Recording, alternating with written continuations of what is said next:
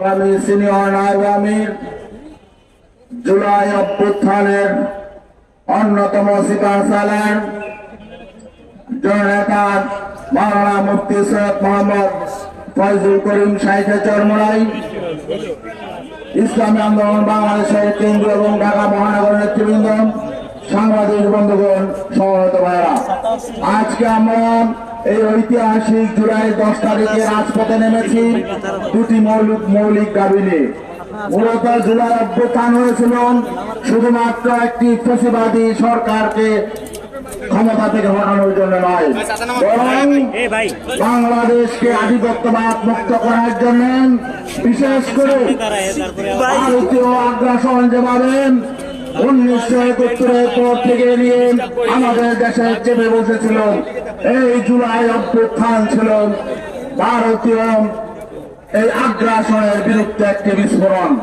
কিন্তু আমরা দেখতে পাচ্ছি এই অভ্যুত্থান পরবর্তী এখন নতুন সরকার যখন ক্ষমতা এসেছে, আবার ভারত তাদের আগ্রাসী মনোভাব নিয়ে বাংলাদেশকে অস্থিতিশীল করার চক্রান্তে মেতে উঠেছে। আমরা স্পষ্ট জানিয়ে দিতে চাই, আজকে ভারতের যে নতুন যে হাই কমিশনার দায়িত্ব নিয়েছেন বাংলাদেশে, তিনি বাংলাদেশে পাড়া দিয়ে বলেছেন, তিনি বলেছেন বাংলাদেশ ভারতের আকাশ বাতাস এবং বেদনা এক, বাংলাদেশের বেদনা ভারতের বেদনা এক হতে পারে না। তিনি তার কথায় যে ইঙ্গিত দিয়েছেন, এতে তিনি বাংলাদেশ এবং ভারতকে একাকার করে ফেলেছেন। আমরা তার এই বক্তব্যে ব্যাখ্যা চেয়েছিলাম, কিন্তু এখনো পর্যন্ত তিনি সেই ব্যাখ্যা দেয় নাই। আমরা মনে করছি যে এই বাংলাদেশকে ভারতের করজরাজ্য বানানোর জন্য তাদের যে দীর্ঘদিনের প্রয়াস, এটা এখনো থামে নাই।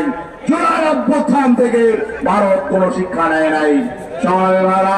জুলাই মানুষের মধ্যে যে আকাঙ্ক্ষা তৈরি হয়েছিল বাংলাদেশকে পুনর্নির্মাণের এবং বাংলাদেশে একটি সংস্কার কার্যক্রম পরিচালিত হবে, রাজনীতি গুণগত পরিবর্তন আসবে, সুশাসন প্রতিষ্ঠা হবে, ন্যায় বিচার প্রতিষ্ঠা হবে, বেকারত্ব দূর হবে এবং সুদ ঘুষ দুর্নীতি দূর হবে, চাঁদাবাজি দূর হবে, এমন আকাঙ্ক্ষা নিয়ে জুলাই অভ্যুত্থান হয়েছিল। কিন্তু আমরা দেখতে পেলাম নির্বাচনের মধ্য দিয়ে একটি সরকার গঠিত হয়েছে, কিন্তু দেশের মৌলিক কোনো পরিবর্তন হয় নাই। ঘুষ দুর্নীতি কোনো পরিবর্তন হয় নাই, চাঁদাবাজি বরং আগের চেয়ে বেড়েছে। এটা আমরা মনে করি জুলাই আকাঙ্ক্ষার বিপরীতে এই অবস্থান আমরা মেনে নিতে পারি না।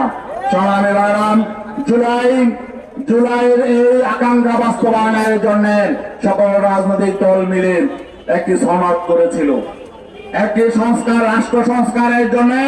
এই সনদ জনগণ বিপুলভাবে ভোটে নির্বাচিত করেছে। গণভোটের মধ্য দিয়ে সনদ মানুষের আকাঙ্ক্ষার প্রতীকে পরিণত হয়েছিল। প্রায় 70% মানুষ এই জুলাই সনদকে সমর্থন দিয়েছে, জুলাই সনদের পক্ষে ভোট দিয়েছে। কিন্তু আমরা কি দেখলাম, এই সরকার অনেকটাই তারা জবাবদিহিতার বাইরে থাকতে চায়। আমরা এই সরকার ব্যর্থ হোক, এটা আমরা চাই না। এই সরকার আবার আওয়ামী লীগ হয়ে যাক, এটাও আমরা চাই না। কিন্তু আমরা কি দেখতে পাচ্ছি, এই জবাবদিহিতার আওতায় তারা আসতে চায় না। জুলাই সনদের জবাবদিহিতার যে জায়গাগুলো ছিল, এগুলোকে তারা পাশ কাটাতে চাচ্ছে।